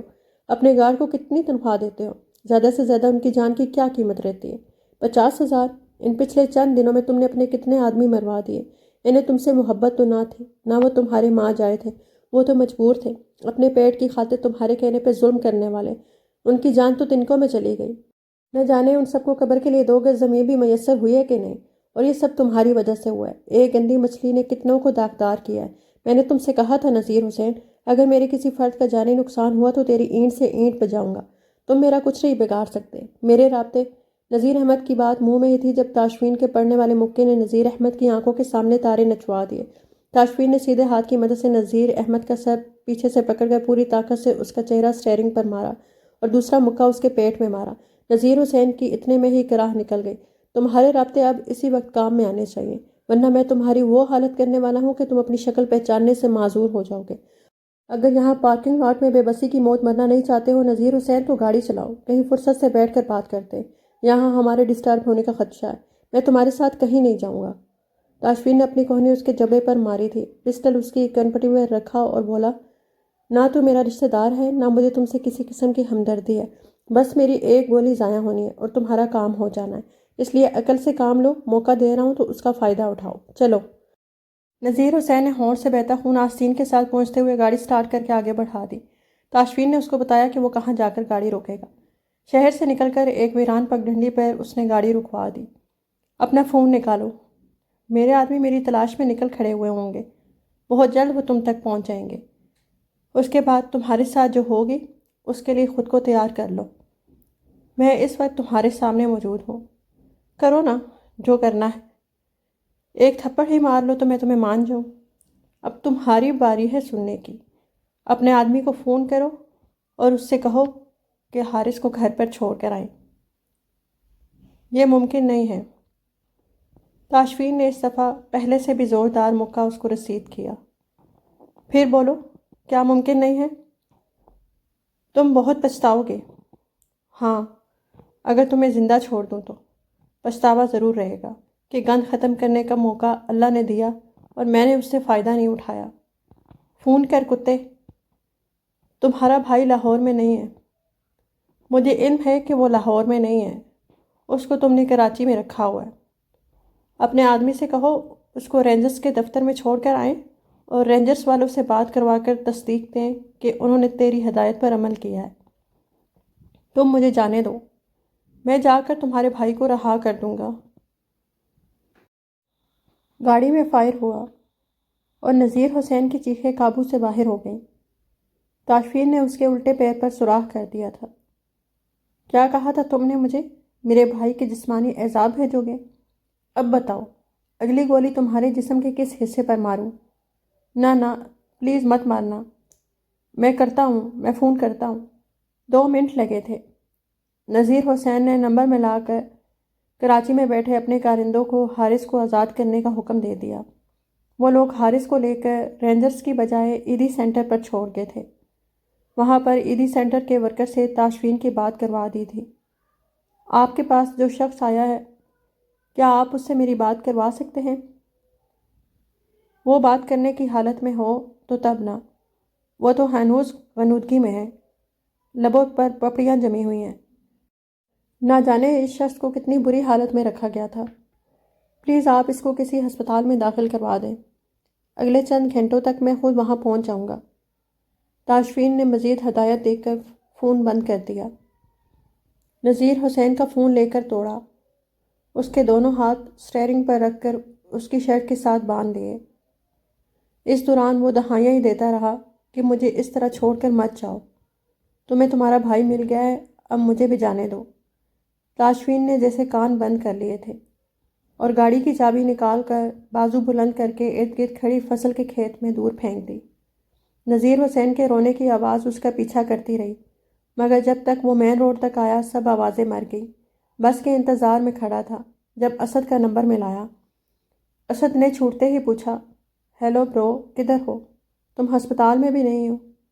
ہسپتال کے ذکر پر دل پر جمی اداسی کی تہ مزید گہری ہو گئی۔ دھیمے سے بولا، میں نے نذیر حسین کو اٹھا لیا ہے، اس وقت وہ یہاں فیروز پور کے پاس کھیتوں میں رو رہا ہے اور حارث کو کراچی میں ایدی سینٹر والوں کے حوالے کیا گیا ہے۔ مجھے آج ہی جلد از جلد کراچی جانا ہوگا۔ حارث کی حالت نارمل نہیں ہے، اس کو طبی امداد کی اشد ضرورت ہے۔ مجھے جا کر اس کو یہاں لانا ہوگا۔ تم ہسپتال پہنچو، میں اور حسیب کراچی چلے جاتے ہیں۔ نہیں یار، تمہیں مزید کتنی زحمت دوں؟ بھابھی کا آپریشن ہونا ہے، گولی کندھے کے پاس لگی ہے۔ جب آخری بار فارس سے بات ہوئی تھی تو وہ گھبرایا ہوا تھا کیونکہ بھابھی کا خون نہیں رک رہا تھا۔ تم کراچی کا کام مجھ پر چھوڑو، خود ہسپتال کا رخ کرو۔ چلو ٹھیک ہے، میں ہسپتال جاتا ہوں۔ کانپتے ہوئے ہاتھوں سے کال کاٹی اور فون جیب میں ڈال لیا۔ دل ڈوب رہا تھا اور مسلسل ڈوبتا ہی جا رہا تھا۔ بس تو نہ آئی، پہلے ایک مزدہ آ گیا۔ تاشفین نے بازو کا اشارہ دے کر اس کو رکنے کا اشارہ دیا۔ مزدہ تھوڑا آگے جا کر رکا۔ بڑے بڑے ڈگ بھرتے ہوئے وہ پہنچ کر مزدے میں سوار ہو گیا جو پہلے سے ہی سواریوں کے ساتھ کھچا کھچ بھرا ہوا تھا۔ شاہدرہ تک کا سفر اس نے کھڑے ہو کر کیا۔ ایسے کیوں بیٹھے ہو؟ جیسے زندگی کی بہت بڑی جنگ ہار گئے ہو۔ ابو جی، میں بہت بڑا گناہ کر بیٹھا ہوں۔ اسرار احمد نے آج تک اس کو یوں بکھرتے نہیں دیکھا تھا۔ یوں لگ رہا تھا کہ جیسے کسی بھی پل بچوں کی طرح رو دے گا۔ تاشفین یار، ہمت سے کام لو، جگن کو کچھ نہیں ہوگا۔ ابو جی، مجھے یوں لگ رہا ہے جیسے میرے گرد آکسیجن کم ہو گئی ہے اور کسی بھی پل دم گھٹنے سے مر جاؤں گا۔ وہ کرسی پر آگے کو یوں جھک کر بیٹھا ہوا تھا کہ دونوں کوہنیاں ٹانگوں پر جما کر دونوں ہاتھوں کے پیالے میں سر رکھا ہوا تھا۔ اسرار احمد نے اپنی ویل چیئر اس کے قریب کی اور اس کی کمر پر ہاتھ پھیرتے ہوئے تسلی کے بول بولنا چاہ رہے تھے جو وہ ایک دم سر اٹھا کر اپنی شدت ضبط سے سرخ ہوتی نظریں ان پر جما کر بولا، میں نے اس کا دل توڑا ہے، اس کا مان توڑ چکا ہوں۔ مجھے ڈر لگ رہا ہے کہیں ایسا نہ ہو وہ مجھے معافی مانگنے کا موقع دیے بغیر مجھے چھوڑ دے۔ اتنی مایوسی اچھی نہیں ہے۔ ہاں، خون بہت بہہ گیا ہے مگر گولی کسی خطرناک جگہ پر نہیں لگی ہے۔ انشاءاللہ وہ ٹھیک ہو جائے گی۔ ابو جی، اندر وہ زندگی اور موت کی جنگ لڑ رہی ہے۔ اس کے جسم میں دو جانیں پل رہی ہیں۔ ان ننھے وجودوں کی رگوں میں میرا خون بھی ہے، آپ کے تاشفین کا خون ہے۔ ابو جی، آپ نے ہی کہا تھا کہ نبی پاک صلی اللہ علیہ وآلہ وسلم کا فرمان ہے کہ ایک والد کی دعا اپنی اولاد کے حق میں ویسے ہی قبول ہوتی ہے جیسے انبیاء کی دعا اپنی امت کے حق میں قبول ہوتی ہے۔ ابو جی، میں آپ کا بڑا ہی نافرمان بیٹا ہوں، آپ کی دی ہوئی تربیت کی لاج نہ رکھ پایا۔ آپ نے کہا بیٹا، نبی پاک صلی اللہ علیہ وآلہ وسلم کا فرمان ہے کہ مومنوں میں افضل وہ ہے جس کا اخلاق اعلیٰ ہے، اور پھر ان میں سے وہ مزید بہتر ہے جو اپنی بیوی کے حق میں مہربانی اور محبت کا معاملہ کرنے والے ہیں۔ ابو جی، میں آپ کا پڑھایا ہوا ہر سبق بھول گیا۔ وہ مجھ سے محبت کرتی تھی اور میں ہی اس کے لیے تکلیف کا باعث بنا ہوں، پر ابو جی پھر بھی آپ کے آگے ہاتھ جوڑتا ہوں۔ آپ اللہ والے ہیں، صبح شام اللہ اور رسول کے ذکر سے آپ کی زبان تر رہتی ہے۔ ابو جی اپنے اتنے تعلق اور قرب والے اللہ اور رسول سے کہیں کہ وہ تاشفین کو معاف کر دیں، مجھے میری نادانیوں کی اتنی بڑی سزا نہ ملے۔ ابو جی، مجھے تو ان لمحات میں احساس ہوا ہے کہ میں بڑا ہی کمزور انسان ہوں۔ ابو جی اپنے بھائیوں کے لیے لڑنے کھڑا ہو جاتا تھا، باپ کی خاطر ہر مشکل کو جھیل سکتا ہوں، پر اس عورت کی تکلیف پر میرا دل ٹکڑے ہو رہا ہے۔ اپنی اولاد پر آنچ آتی دیکھ کر میری ساری طاقت نچڑ رہی ہے۔ اپنا بظاہر صحت مند و توانا وجود مجھے مٹی کا ڈھیر محسوس ہو رہا ہے۔ خود کو سنبھالو، جاؤ، صبح کا وقت ہے، سنتوں سے پہلے جا کر 2 نفل پڑھو، اپنی عرضیاں مالک و مختار کے سامنے خود بھی رکھو۔ وہ خالی نہیں موڑتا، جنہیں خالی لوٹاتا بھی ہے تو اس کے پیچھے مصلحت ہوتی ہے۔ وہ کارساز ہے، کریم اور مہربان ہے، اس کے خزانے میں کسی چیز کی کمی نہیں ہے۔ ہم عاجز و ناقص لوگ رحم کی بھیک ہی مانگ سکتے ہیں، وہ نواز دے تو کیا حیرت ہوگی۔ جاؤ شاباش، جا کر مانگو۔ میں ایمرجنسی وارڈ کے سامنے سے ہٹنے کو تیار نہیں ہوا تھا، وہیں واش روم سے وضو کر کے کھڑکی کے پاس کعبہ کو رخ کر کے کھڑا ہو گیا۔ جب تاشفین کی آنکھ سے پہلا قطرہ ٹوٹ کر ماربل کی چمکتی سطح پر گرا، حسیب کے برابر بیٹھی اس کی سانس کی ہچکی بن گئی۔ اس لڑکے کو وہ اپنی بیٹی کے قابل نہیں گردانتی تھی۔ آج وہی تاشفین اتنی اونچی جگہ پر بیٹھا نظر آ رہا تھا کہ ان کو خود پہ شرم آ رہی تھی کہ اس کے ساتھ اتنا برا رویہ کیوں رکھا۔ کاریڈور کے اینڈ پر کمرہ نمبر 13 سے الماس برآمد ہوئی۔ آج اس کی چال میں غرور نام کو بھی نہ تھا۔ قریب آنے پر اس نے دوپٹے کے اوپر اوڑھی اپنی گرم چادر اپنے اوپر سے اتار کر تاشفین کے سامنے بچھا دی تاکہ اس کا ماتھا فرش پر نہ لگے۔ جس شخص سے ہمیشہ خار کھائی، جس کو نیچا دکھانے کا کوئی موقع کبھی ہاتھ سے نہ جانے دیا، جس کی ازدواجی زندگی میں اس کی وجہ سے طوفان آیا تھا، اسی شخص نے اس کے گھر کی خوشحالی بچانے کے لیے اپنی جان تک کی پرواہ نہیں کی تھی۔ دوپٹے کے پلو سے اپنی آنکھیں صاف کرتی وہ جا کر کھڑکی کے پاس کھڑی ہو گئی، جس کی دوسری جانب گہرے پردے تھے اور ان پردوں کے پیچھے اس کی بہن موجود تھی۔ ٹھنڈے شیشے کی سطح پر اپنی جلتی ہتھیلیاں رکھ کر وہ سراپا دعا بنی ہوئی تھی۔ اللہ پاک جگن کو واپس کر دیں، میں اپنے ضمیر کے بوجھ تلے مر جاؤں گی، یا اللہ ابھی اس نے خوشیاں دیکھنی ہیں، پلیز اس کو کچھ نہ ہو۔ وہ پچھلے 24 گھنٹوں سے انتہائی نگہداشت میں تھی۔ اس کو اب تک 5 خون کی بوتلیں دی جا چکی تھیں، مسلسل خون آور دواؤں کے ذریعے اثر رکھا گیا تھا۔ ڈاکٹرز پر امید تھے کہ وہ اگلے 24 گھنٹوں میں بہتری کی جانے پائے گی۔ تم خود کو میرا شوہر مانتے ہو؟ اتنا کچھ ہو گیا اور مجھے بتانا تک گوارا نہیں کیا کسی نے۔ میں یہاں ہر ایک سے پوچھ پوچھ کر پاگل ہو رہی ہوں کہ پہلے تو صرف لڑکا بھاگا تھا، وہ بھی شادی سے پہلے، اس دفعہ تو اس کی پوری فیملی بھاگ گئی۔ ہائے ماموں جی سے مجھے یہ امید نہ تھی، بیچارے حارث بھائی اب کیسے ہیں؟ غضب خدا کا کسی نیوز چینل پر اس حوالے سے ایک ہیڈ لائن تک نہیں چلی ہے۔ کیسا اندھیر مچا ہوا ہے، وہ بھی میرے اپنے شہر میں ہماری ناک کے نیچے۔ تم بولنا بند کرو گی یا میں تمہارے منہ پر ٹیپ لگاؤں؟ اور بتانے نہ بتانے کا ہوش کس کو تھا؟ یہاں تو سب کچھ اتنی تیزی سے اور اتنا غیر یقینی طور پر ہو رہا تھا کہ جسے دماغ معوف تھا۔ اب بھی جو سب سے بری خبر ہے وہ تمہیں بتانے آیا ہوں، بلکہ ساتھ لے جانے آیا ہوں۔ جو بھی ہے جلدی بک دو، میری برداشت جواب دے رہی ہے۔ جوگن آپا کل سے ICU میں ہے۔ نگی کو لگا سماعت کا دھوکہ ہے، ابھی 3 دن پہلے وہ بالکل ٹھیک ٹھاک تھی۔ ICU؟ تم مذاق کر رہے ہو؟ مخالف پارٹی نے گھر پہ فائرنگ کروائی تھی، آپا کو گولی لگ گئی تھی، کل آپریشن کر کے گولی نکال دی گئی تھی، مگر ان کا خون بہت بہہ گیا ہے، کچھ ان کی ارلی پریگننسی کو لے کر پیچیدگی ہوئی، اوپر سے 2 طلاقوں کی وجہ سے جس دماغی پریشر میں وہ پچھلے کچھ عرصہ سے چلی آ رہی ہیں، سب چیزوں نے مل کر ان کو خطرے میں دھکیل دیا تھا۔ ڈاکٹرز کہتے ہیں دعا کریں انشاءاللہ لوٹ آئیں گی۔ نگی باقاعدہ رونے لگی تھی۔ میری بہن کی آزمائشیں کب ختم ہوں گی؟ اللہ پاک نے اس کو ماں بننے کی اتنی بڑی خوشخبری دی ہے اور ساتھ ہی ایک نیا امتحان۔ اللہ اس کو اپنی امان میں رکھے۔ مجھے اس کے پاس لے کر چلو، وہاں ابھی آپا سے ملنے نہیں دیا جا رہا، جو بھی جاتا ہے بس باہر بیٹھ کر آ جاتا ہے۔ تاشفین نے سب کو گھر بھیج دیا ہے، اب وہ اکیلا ہی آپا کے پاس ہے۔ تو پھر مجھے کہاں لے کر جانے کو آئے تھے؟ حارث کی طرف۔ حارث بھائی کی طبیعت اب کیسی ہے؟ ڈاکٹر اس کو ابھی کچھ عرصہ اپنے پاس رکھنا چاہتے تھے مگر وہ ضد کر کے گھر آ گیا ہے، پہلے سے بہتر ہو رہا ہے، اس کو بس اچھی خوراک اور گھر والوں کی کمپنی کی ضرورت ہے۔ الماس بھابھی اس کا بہت خیال کر رہی ہیں، ابو سارا دن اس کے پاس موجود ہوتے ہیں، وہ ابو کو ایک پل بھی اپنے کمرے سے کہیں جانے نہیں دے رہا۔ ابو یہاں وہاں کی باتوں سے اس کا دل بہلاتے رہتے ہیں کیونکہ وہ نہیں چاہتے ہیں کہ حارث ہم سے کسی قسم کی معافی مانگے۔ جس دن اس کو ہوش آیا تھا ابو کا ہاتھ پکڑ کر نہ جانے کیا کیا بول کر معافیاں مانگتا رہا، کہتا ہے میرے بھائیوں نے مجھے خرید لیا ہے، ان کے لیے میں اپنی جان بھی دے دوں تو کم ہے۔ میں نے کہا بھائی تیری جان ہمارے لیے بڑی قیمتی ہے، تو بس جلدی سے ٹھیک ہو۔ اور اس آدمی کا کیا بنا جس نے یہ سب کیا تھا؟ وہ کہیں غائب ہو گیا ہے، کچھ لوگ کہہ رہے ہیں اس کو غائب کیا گیا ہے۔ جس ہوٹل میں وہ آخری دفعہ نظر آیا تھا وہاں کے CCTV کیمرے بند تھے، لہٰذا کسی کے پاس کوئی حتمی خبر نہیں ہے۔ تاشفین کے ساتھ ہونے والی نذیر حسین کی گفتگو جو کہ ایک فون کال کی ہے، جس فون کال میں نذیر حسین نے تاوان کا مطالبہ کیا تھا، وہ آڈیو اس کے بھتیجے یعنی بشارت حسین کے بیٹے کو سنا دی گئی ہے، جس پر وہ غصے سے پاگل ہو رہا ہے، مگر ابھی تک پولیس کی تحویل میں ہی ہے۔ تاشفین کی جگہ جس SP کو تعینات کیا گیا تھا وہ SP نذیر حسین کے غائب ہوتے ہی استعفیٰ دے کر چلا گیا ہے۔ اس کو اپنی فکر پڑ گئی ہے۔ محکمے نے تاشفین کے تبادلے کے آرڈرز کینسل کرتے ہوئے اس کی نوکری بحال کر دی ہے، کیونکہ نئے SP کے خلاف بہت سی شکایتیں موصول ہوئی ہیں۔ جہاں وہ پہلے نوکری کرتا تھا وہاں بھی اس نے نذیر حسین جیسے کچھ اور لوگوں کے لیے بھی بہت غیر قانونی کام صرف پیسے کے لیے کیے ہیں۔ ایک NGO نے سوشل میڈیا پر پولیس کی غنڈہ گردی کے خلاف پوری کیمپین چلائی ہوئی ہے۔ چیف جسٹس آف پاکستان سے درخواست کی جا رہی ہے کہ وہ خود ان باتوں کا نوٹس لے کر پولیس کو راہ راست پر لانے کے لیے سخت اقدامات کریں۔ ہم لوگ 3 دن مصیبت میں گرفتار رہے ہیں اور اس سب کے پیچھے پولیس انوالو تھی، مجرم کی پشت پناہی کرتی ہے۔ عدالت میں کیس چلتا ہی پولیس کی رپورٹ پہ ہے اور پولیس آپ کی اتنی گندی رپورٹ دیتی ہے کہ آپ سالوں بس خوار ہوتے رہیں، کہیں کچھ سنوائی نہیں ہوگی۔ اور پولیس ایسا کیوں کرتی ہے؟ کیونکہ اس نے تگڑی پارٹی سے پیسہ پکڑا ہوتا ہے یا پھر نوکری کسی نے دلوائی ہوتی ہے، یہی سب چل رہا ہے۔ جو چودھری اسلم مرحوم یا تاشفین جیسے ایماندار آفیسر آ جائیں ان کی راہ میں یوں ہی روڑے اٹکائے جاتے۔ اب شاہ رخ کی فیملی کا کیا ہوگا؟ شاہ رخ کی بہن کو تاشفین نے حفاظتی انتظامات کے پیش نظر اپنے ساتھ ہی رکھا ہوا تھا، اب بھی وہ حارث کی طرف ہی ہے۔ الماس بھابھی اتنی پریشان تھی ان کو اپنا ہوش نہیں تھا۔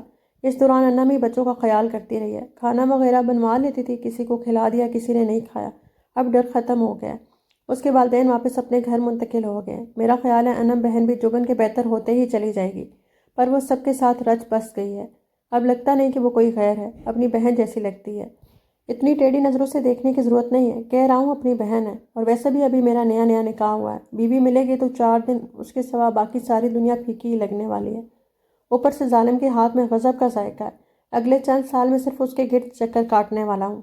بہت اچھی بات ہے، اور ان چند سالوں کے بعد بھی جو زرافے جیسی گردن اٹھا کر کہیں ادھر ادھر دیکھا نا تو دیدے پھوڑ دوں گی، جانتے نہیں ہو تم مجھے۔ جتنا اچھا کھانا بناتی ہوں نا اتنی ہی اچھی ہڈیاں بھی پیستی ہوں۔ جانے من کیوں اپنے آپ کو بیوی کم اور ہارر مووی کی زومبی زیادہ ثابت کرنے پر تلی ہوئی ہو؟ کیا جگن تاشو بھائی کو واپس اپنا لے گی؟ یہ اب تاشفین جانے اور اس کی بیوی۔ پورے 2 گھنٹے سے میں اسرار احمد کی فیملی کا خبر نامہ پڑھ رہا ہوں، اب بچے کو اس کے دل کی بات بھی کہہ لینے دو۔ کیا ساری عمر یوں ہی دوسروں کے پھڈوں میں الجھا کر مارو گی؟ لو بھلا، اس میں میرا کیا قصور؟ جو باتیں تمہارے منہ پر جستی ہیں وہی سننا پسند کروں گی نا۔ یعنی تمہاری تعریف میری زبان پر اچھی نہیں لگتی؟ اب میرا یہ مطلب بھی نہیں ہے، پھر اور کیا مطلب ہے؟ جگن نے آنکھیں کھولی تو سارا کمرہ اس کے پسندیدہ لوگوں سے بھرا ہوا تھا، اور ڈاکٹرز نے اس کو بالکل خطرے سے باہر قرار دیا تھا۔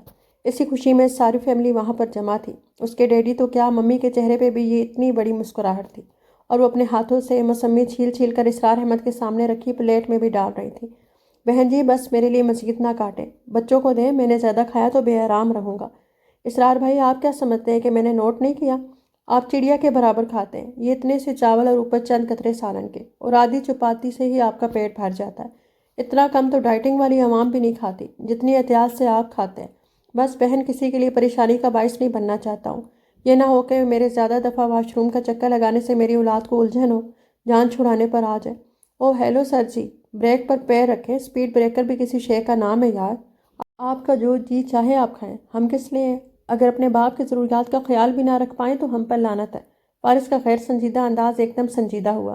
اسرار احمد کی آنکھ احساس تشکر سے نم ہو گئی۔ جگن کس کو ڈھونڈ رہی ہو؟ نگی کے سوال پر اس نے ایک خالی سی نظر نگی پر ڈال کر سر نفی میں ہلایا۔ کسی کو بھی تو نہیں۔ جھوٹ نہیں بول سکتی ہو، جانتی ہو کیوں؟ کیونکہ تمہاری آنکھیں سچ بول دیتی ہیں۔ انم جو جگن کے بالوں کو بڑی آہستگی اور احتیاط کے ساتھ برش کر رہی تھی، دھیمے سے بولی، جگن آپا، آپ کو پتہ ہے جتنا وقت آپ ICU میں رہی ہیں تاشفین بھائی نے ایک پل کے لیے بھی آرام نہیں کیا، کھانا تک زبردستی کھلاتے رہے ہیں۔ اس کے دل میں شکوہ آیا۔ ہاں، نظر آ رہا ہے کہ وہ کس قدر پریشان رہا ہوگا۔ گھر کے سارے افراد جمع ہیں اور وہ آیا ہی نہیں۔ کافی پی پی کر انہوں نے اپنے معدے کا ستیہ ناش تو مار ہی لیا ہونا ہے۔ دن میں 20 سے 21 کپ خالی کرتے رہے، صرف اس لیے کہ وہ مسلسل جا کر آپ کے پاس بیٹھ سکے۔ ہاں، سوئی ہوئی تھی تو میرے پاس بیٹھا رہا، اب جاگی ہوں تو چلا گیا۔ مجھے بہلانے کے لیے اچھے بہانے گھر رکھیں۔ الماس شہریار کو اٹھائے اس کے پاس آئی۔ الماس بولنا شروع ہوئی تو گلے میں آنسوؤں کا پھندا اٹک رہا تھا۔ میرے پاس الفاظ نہیں ہیں جن سے میں تم سے معافی مانگوں۔ میں ساری عمر اپنے سٹیٹس اور اپنی ہائی کلاس دوستیوں کو پوچھتی رہی، اپنے شوہر کی فیملی کو ہمیشہ حقیر تصور کیا۔ اللہ نے مجھے میرے غرور کی بہت بڑی سزا دی ہے۔ میری ساری عمر کی رشتہ داریاں، ہیلو ہائی، کوئی بھی میرے کام نہیں آیا، سوائے ان کے جن کو میں نے ہمیشہ ڈیگریڈ ہی کیا، نئے نئے طریقوں سے ان کی عزت نفس کو کچلا۔ اسی گھر کے افراد نے ثابت کر دیا ہے کہ زندگی میں کچھ لمحات ایسے بھی آتے ہیں جب آپ کی دولت بھی آپ کے کام نہیں آتی۔ میں قبر تک وہ رات نہیں بھول سکتی ہوں جگن، میرے بچوں کو مجھ سے الگ رکھا گیا اور مجھے ساری رات ان کے رونے کی آوازیں آتی رہیں اور میں کچھ بھی نہ کر پائی، بے بسی سے رسیوں سے بندھی اپنا تماشا دیکھتے رہی۔ اگر تاشفین وہاں نہ آتا، اس صورت میں ہمارا کیا بننا تھا، میں سوچنا بھی نہیں چاہتی ہوں۔ اسرار انکل اور لڑکوں سے معافی مانگ چکی ہوں۔ ان لوگوں کا بڑا پن دیکھو کہ میں نے ابھی پوری طرح اپنی شرمندگی کا اظہار بھی نہیں کیا تھا کہ ان لوگوں نے مجھے ہاتھوں میں تھام کر اپنائیت کا احساس دلایا اور بولے، ارے بھابھی کیسی معافی، بھول جاؤ سب۔ تم نے ان کو پہچان لیا جگن، میں نہ پہچان سکی۔ میں نے ضد میں آ کر تمہاری شادی شدہ زندگی کو نقصان پہنچایا۔ جگن مجھے معاف کرو یا نہ کرو، پلیز تاشفین کو مت چھوڑنا، وہ تمہارے بغیر اداس بیٹھا بالکل اچھا نہیں لگتا ہے۔ وہ فوراً غصے میں آ جانے والا میرا بھائی تمہارے لیے جائے نماز پر کھڑے ہو کر روتا رہا ہے۔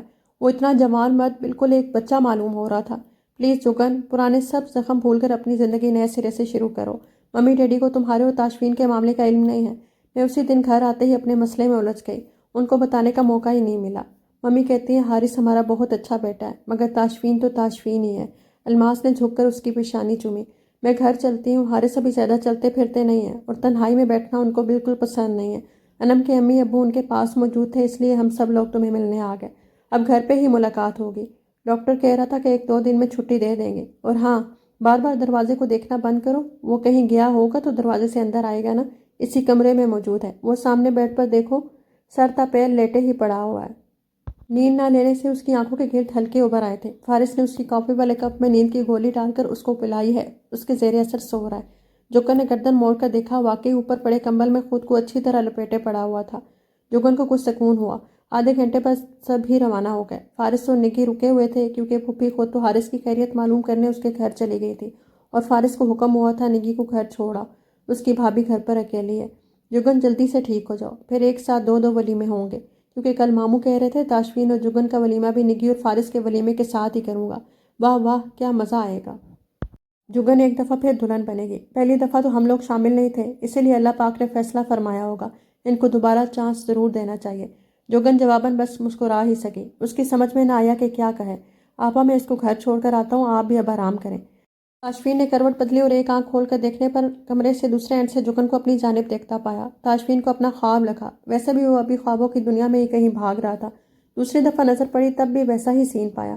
جگن کی نگاہوں کا مرکز تاشفین تھا۔ لب ذرا سا پھیلائے، اس نے انگلی کے اشارے سے اس کو اپنی طرف بلایا۔ جواب میں جگن نے بھی اس کا عمل دہرایا۔ تاشفین کی آنکھوں میں حیرت ابھری، کوہنی کے بل اٹھ کر بیٹھ گیا، آنکھوں سے نیند بھگانے کی کوشش کرتے ہوئے بولا، مجھے یہ نظر آ رہا ہے کہ تم جاگ رہی ہو اور مجھے بلا رہی ہو، کیا یہ حقیقت ہے یا کوئی خواب؟ وہ دھیرے سے بولی، why don't you find out your self interesting. وہ وزٹر بیڈ سے اتر آیا۔ جگن کی نظریں مسلسل اسی پر ٹکی ہوئی تھی، بڑی ہوئی داڑھی، بڑے ہوئے بال، سلوٹوں بھرا لباس، چہرے کے پرسکون تاثرات۔ وہ آ کر اس کے بیڈ کے قریب رکھی کرسی پر بیٹھ گیا، دونوں بازو بیڈ پر رکھے اور سیدھے ہاتھ کی انگلی سے جگن کے چہرے پر آئے بال پیچھے کیے۔ کیسا محسوس کر رہی ہو؟ اچھا۔ دونوں ہاتھوں کے پیالے میں چہرہ بھرے وہ بڑی معصومیت سے پوچھ رہا تھا۔ دوسرے لوگ کیسا محسوس کر رہے ہیں؟ جگن کی مسکراہٹ ہلکی سی نمودار ہو کر چھپ گئی۔ بہت اچھا، دیٹس آ لیو۔ میں بہت گھبرا گیا تھا۔ کیوں؟ تمہیں گولی لگی تھی، مجھے تمہارا خیال رکھنا چاہیے تھا، بالکنی وغیرہ میں تمہیں نکلنے نہ دیتا، مگر میں تو تمہاری شکل دیکھنے کی بھی روادار نہیں تھی، اس صورت میں تم میرا خیال کیسے رکھتے؟ میں تمہیں منا لیتا۔ میں نہ مانتی تو؟ ہمارے لیے ایک دوسرے سے جدا ہونا آسان نہیں ہے جگن۔ بات یہ ہے جس رشتے میں محبت نہ ہو وہ چھوٹی سے چھوٹی ٹھیس لگنے سے بھی ٹوٹ جاتا ہے۔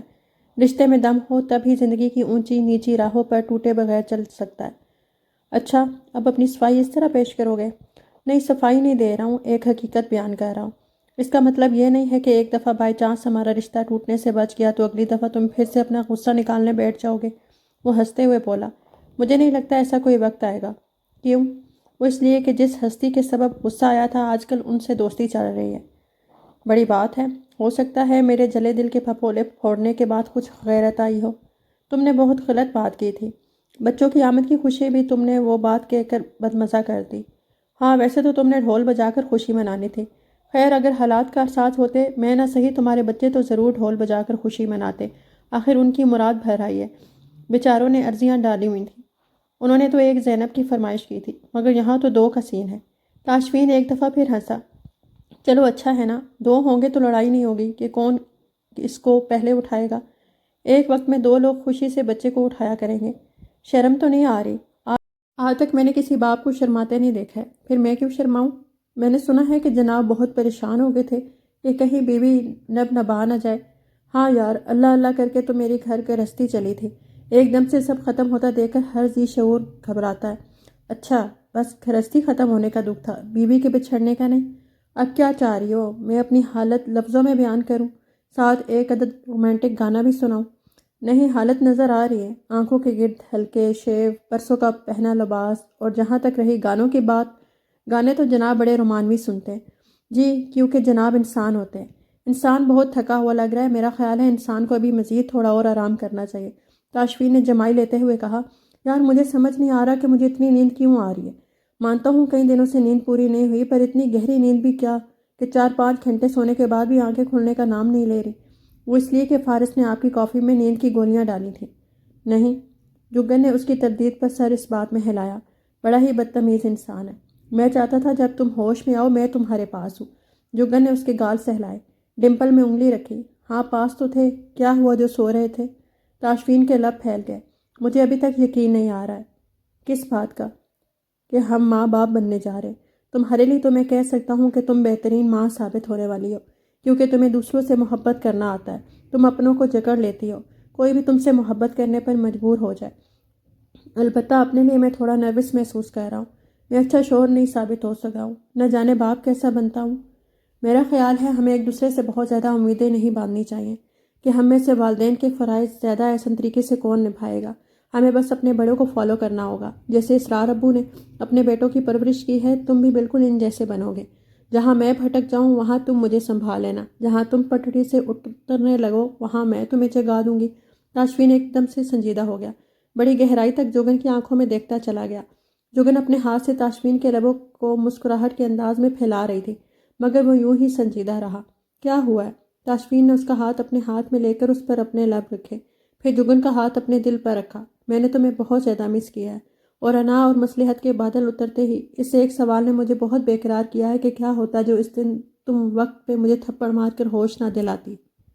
میں تو اپنی خوشیاں نگل گیا تھا۔ لوگ کہتے ہیں ایک عورت کیا کہیں مل سکتی ہے، مگر میں کہتا ہوں ہر کسی کے ساتھ دل تو نہیں ملتا نا۔ دل تو اس کے ساتھ ملا ہے جس کے ساتھ میری شادی میری مرضی کے خلاف کی گئی تھی۔ وہی میرے لیے دنیا کی بہترین عورت ہے، جو آنے والے کل میں میرے بچوں کی ماں ہے۔ میں بہت برا انسان سہی جگن، مگر یہ حقیقت ہے کہ تم میرے دل اور میری زندگی میں آنے والی پہلی عورت ہو، اور میں کبھی بھی تمہیں کھونا نہیں چاہتا۔ جگن کے لب مسکرائے۔ اس نے تاشفین کا چہرہ اپنے ہاتھوں میں بھر کر اپنی جانب کھینچا۔ جب تاشفین کا چہرہ عین جگن کے چہرے کے پاس آیا تو جگن نے اس کے لبوں کو چھو کر سرگوشی کی۔ پیارے تو تب بھی لگتے ہو جب غصے میں بھرے پھرتے ہو، پر ظالم انسان، یوں معصومیت سے بولتے قیامت لگ رہے ہو، کہیں تمہیں میری ہی نظر نہ لگ جائے۔ تاشفین نے تعصب سے نفی میں سر ہلایا، مسکراتے ہوئے بولا، بہت بڑی فلرٹ ہو، مجھے چاروں شانے چت کر دیا ہے پھر بھی باز نہیں آ رہی ہو۔ جگن ہنستی چلی گئی اور بولی، ایس پی میں نے ایک ایک حرف سچ کہا ہے۔ ہائے میں حیران ہوتی ہوں کیسے کسی کو کوئی اتنا اچھا لگ سکتا ہے جتنے اچھے تم مجھے لگتے ہو۔ جتنی دفعہ دیکھتی ہوں نئے سرے سے کرش آتا ہے۔ وہ جانتا تھا وہ جھوٹ نہیں کہہ رہی، کیونکہ زبان سے جھوٹ بولا جا سکتا ہے مگر آنکھیں تو دھوکہ نہیں دیتی۔ اس کو جب جب دیکھتی تھی پاگلوں کی طرح اپنا آپ ہی بھول جاتی، اس لیے اگر وہ منہ سے بول کر اس بات کا اقرار نہ بھی کرتی تو اس کے حال سے واقف تھا۔ تاشفین نے دل میں عزم کیا کہ اب وہ کبھی بھی اس عورت کی آنکھ میں آنے والی کسی دکھ کے آنسو کا سبب نہیں بنے گا۔ جگن کو دو ننھے منھے فرشتے ادھر ادھر سے کھینچ نوچ کر اپنی اپنی طرف متوجہ کرنے کے انتھک جتن میں لگے ہوئے تھے۔ وہ دونوں کو باری باری اور ترتیب سے اپنے مطالبات پیش کرنے کے لیے اس شیر خوارگی کے دوران کسی طرح مجبور نہیں کر سکتی تھی، بس بے حال ہو کر کبھی ایک کو سنبھالتی کبھی دوسرے کو گھرکتی۔ نگی جتنی دیر اس کے ساتھ رہتی تو اسے کچھ سہارا رہتا، مگر اس کے ادھر ادھر ہونے کے دوران اگر ایک اٹھتا تو دوسرے کو بھی ساتھ اٹھا کر جگن کو امتحان میں ڈال دیتے۔ جگن تو ویسے بھی ایک بھرے پڑے خاندان کی متمنی تھی، مگر اپنے دیوروں اور نگی کی خدمت سے اتنی ممنون ہو رہی تھی کہ وہ ابھی سے نگی کے لیے خوشیوں بھرے لمحات کی دعائیں مانگ رہی تھی، تاکہ وہ بھی وقت آنے پر اس کی خدمتوں کا کچھ قرض اتار سکے۔ جگن کو جب پتہ چلا کہ اعلیٰ حکام نے پوری طرح تاشفین کی ضرورت پڑنے پر سرپرستی اور مدد کی تھی تو وہ بھی اس منصفانہ نظام کی تقویت کے لیے تاشفین کا وقت بے وقت باہر رہنا اور خطرات کے خاتمے کی کوشش کرنا منظور کر گئی تھی۔ اب جتنی دیر تاشفین گھر پر رہتا وہ اسے اسرار صاحب اپنے دیوروں ان دونوں چھوٹے فرشتوں سے جی بھر کر مصروف رکھتی۔ پھر اس کے ملازمت پر جانے کے بعد ملک و ملت کے امن کے لیے اس کی کامیابی اور خیریت سے واپسی کی دعا کرتی۔ جگن اب اپنی بڑی بہن کی عمر بھر نہ ملنے والی محبت کو جی بھر کر وصول کر رہی تھی اور اپنی بھانجی اور بھانجے پر اپنی محبت نچھاور کر رہی تھی۔ اسرار صاحب اللہ کے اس وعدے کی تصدیق دیکھ رہے تھے کہ ایک مشکل میں ثابت قدمی دکھانے والے پرعزم مسلمانوں کے لیے اللہ کی طرف سے اجر اور ثانی اس کریم کا سچا وعدہ ہے۔ کھانا کب تک ملے گا؟ آج کی تاریخ میں ملے گا بھی یا امید چھوڑ دوں؟ نگی نے اپنے شوہر کی دہائی تیسری دفعہ سنی تو برتن وہیں رکھ کر اسرار احمد کے ساتھ ضروری بات کرتے تاشفین کے پاس آ کر بولی، میں نے کیا کہا تھا؟ آپ کو کچھ یاد ہے؟ کب؟ کیا؟ جب آپ نے اپنے بھائی سے میرے رشتے کی بات کی تھی۔ میں نے کہا تھا کہ یہ مجھے کچن میں جلا کر مارے گا، دن رات کھانے بنوائے گا۔ آپ نے کہا تھا ٹینشن نہ لو، خانسامہ رکھوا دوں گا۔ میں پوچھتی ہوں یہ آدمی شادی سے پہلے اپنے سارے کام خود کرتا تھا، گھر کا جھاڑو پوچھا بھی لگاتا، اپنے کیا سارے گھر کے لیے کھانا پکاتا تھا۔ اب یہ مجھ پہ ایسے حکم چلاتا ہے جیسے میں اس کی تنخواہ دار ملازم ہوں۔ دیکھو دیوانی عورت، کیا کبھی میں نے تمہاری تنخواہ دینے میں کوتاہی کی ہے؟ اور تمہیں تو میرا شکر گزار ہونا چاہیے کہ تمہارے آنے سے پہلے اس گھر میں تمہاری ذمہ داریاں میں سر انجام دیتا رہا ہوں۔ ایسی تو ڈھونڈنے سے بھی مثال نہیں ملتی ہے۔ سارے محلے کی لڑکیاں تمہاری سیٹ دیکھ کر آہیں بھرتی ہیں، ایک تم ہو جس کو اندازہ ہی نہیں ہے کہ فارس اسرار کی بیوی کی کیا ویلیو ہے۔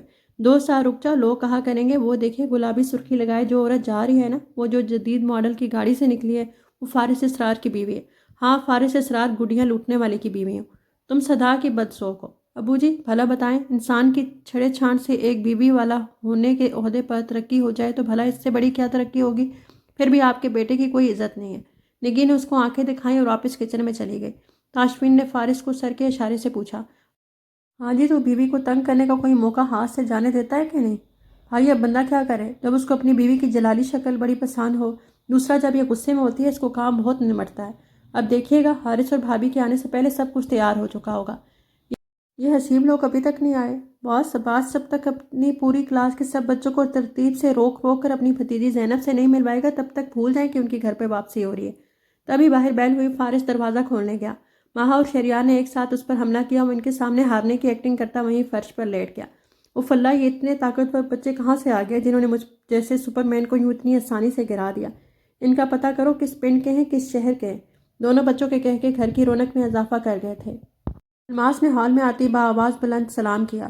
سب نے گرم جوشی سے اس کے سلام کا جواب دیا۔ وہ آ کر اسرار احمد کے سامنے جھکی، انہوں نے شفقت سے اس کے سر پر ہاتھ پھیرا، پھر وہ وہیں ان کے پاس ہی بیٹھ گئی۔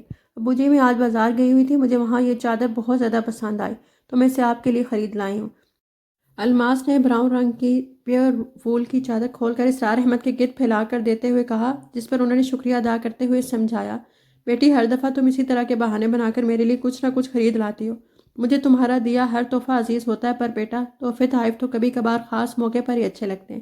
تم اتنے زیادہ پیسے مجھ پر مت خرچ کیا کرو، اپنے لیے خرید و فروخت کرو، تم لوگوں کا وقت ہے زندگی کا لطف لینے کا۔ میں تو بیمار آدمی ہوں۔ ایسے مت بولیں، اللہ آپ کی عمر دراز کریں، آپ کے دم سے اس گھر میں رونق ہے۔ میں آؤں تو جس دن آپ گھر پہ نہیں ہوتے، چاہے مسجد تک ہی گئے ہوں، گھر ویران سا لگتا ہے۔ کیوں تاشفین، میں سچ کہہ رہی ہوں نا؟ اس میں کیا شک ہے؟ ابو جی کے بغیر یہ گھر مکمل ہی نہیں ہے۔ اس نے اٹھ کر اسرار احمد کی پیشانی چومی اور آگے بڑھ گیا۔ تبھی حارث اور جگن لوگ پہنچے۔ عباس نے گول مٹول سے زینب کو اٹھایا ہوا تھا، جس کی چچی نے اس کی چھوٹی چھوٹی گول کلائیوں پر چوڑیاں پہنائی ہوئی تھی۔ کانوں تک آتے سلکی بالوں پر چھوٹے چھوٹے کلپ لگا رکھے تھے۔ زینب کی گھر میں بڑی ویلیو تھی، مگر عباس نے تو جیسے اس کو اڈاپٹ کیا ہوا تھا۔ کبھی کوئی بات ہوتی تو دھڑلے سے کہتا، زینب صرف میری بہن ہے، میں نے اس کو اللہ سے دعائیں مانگ کر لیا تھا۔ 9 ماہ کی زینب کو بھی عباس کی اتنی پہچان تھی کہ وہ بس کہیں نظر آ جائے صحیح، زینب اسی وقت دونوں بازو اٹھا کر شور مچا دیتی کہ مجھے فوراً اٹھا لو۔ اگر زینب تاشفین چھوٹے چچا کی لاڈلی تھی تو عباد تاشفین اپنے بڑے چچاؤں کا شاگرد تھا۔ روب سے سب کی گود میں چڑھ کر بیٹھتا۔ جب بھی تاشفین کو نیند سے اٹھانا ہوتا، جگن یا کوئی اور عباد کو اس کے بیڈ پر بٹھا آتے، وہ بال کھینچنے سے کام شروع کرتا، پھر مکے اور اختتام دانت کاٹنے پر ہوتا۔ کبھی جب وہ زیادہ تھکا ہوا ہوتا تو عباد کو بیڈ پر اپنے برابر سے اٹھا کر نیچے بٹھا دیتا۔ ہر ویکنڈ کی طرح اس دفعہ بھی اسرار احمد کی ساری آل اولاد ایک چھت کے نیچے جمع تھی۔ ڈنر پر ہال میں دسترخوان بچھا کر ادھر ہی سب کھانا کھا رہے تھے۔ پھوپھی بھی موجود تھی، جن کو مخاطب کرتے ہوئے اسرار احمد بولے، آپا، زندگی کا کوئی بھروسہ نہیں ہے، سوچ رہا ہوں حسیب کی خوشی بھی دیکھ ہی لوں۔ اپنا نام سن کر حسیب کے کان کھڑے ہوئے، جس پر اس کے بڑے بھائیوں نے اس کا ریکارڈ لگایا، جبکہ پھوپھی بولی، اگر تم نے ذکر کیا ہے تو یقیناً لڑکی بھی دیکھ رکھی ہوگی، کیونکہ بنا مقصد تو تم بات نہیں کرتے ہو۔ اسرار احمد مسکراتے ہوئے بولے، ہاں لڑکی تو میری نظر میں ہے، اب نہ جانے بچوں کو میری بات پسند آتی ہے یا نہیں، مگر میں نے انم کو حسیب کے لیے مانگنے کا سوچا ہے، بڑی اچھی سلجھی ہوئی بچی ہے۔ جگن فٹ سے بولی، ہائے ابو جی، آپ نے تو میرے دل کی بات کر دی، انم لاکھوں میں ایک لڑکی ہے، اتنا خوش نہ ہوں، نہ جانے وہ لوگ اپنے شیبیز صاحب کو رشتہ دیتے بھی ہیں یا نہیں۔ الماس بولی، اس کی کوئی ٹینشن نہیں ہے، کیونکہ تاشفین انم کا بھائی ہے، اور جو تاشفین کہے گا آنٹی انکل کبھی انکار نہیں کریں گے، وہ تو اس کو پیروں کی طرح پوچھتے ہیں، آخر اسی کی کوشش سے ان کے بیٹے کو انصاف ملا ہے۔ اسرار احمد نے فخر سے اپنی اولاد کو دیکھا، دل ہی دل میں سب کی نظر اتاری اور اپنے رب کا شکر ادا کیا۔ بے شک اس دنیا میں نیک فطرت اولاد انسان کے لیے بہت بڑی نعمت ہے، اور اسرار احمد کو یہ نعمت میسر تھی۔